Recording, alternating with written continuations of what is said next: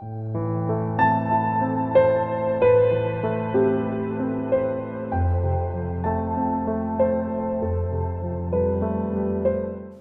I am doctor Urmil Shah, pulmonologist, chest physician eight global hospital Mumbai.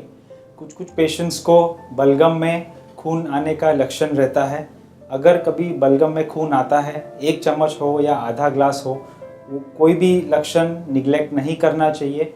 अगर कभी ऐसा तकलीफ़ होती है तो आपको आपके फैमिली डॉक्टर को तुरंत कंसल्ट करना है, या आप अगर इमरजेंसी डिपार्टमेंट जो नियरेस्ट हॉस्पिटल है वहाँ पे आप जाके आप ट्रीटमेंट ले सकते हो।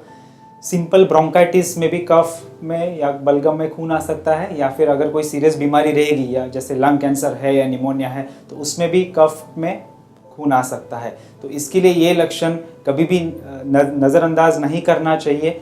कितना भी क्वांटिटी हो, आधा चम्मच हो या 1 ग्लास हो, तुरंत आपके फैमिली डॉक्टर को कंसल्ट करना है, या फिर इमरजेंसी डिपार्टमेंट ऑफ द जो नियर बाय या नज़दीक जो हॉस्पिटल है वहाँ पे जाके आप ट्रीटमेंट ले सकते हैं। Thank you.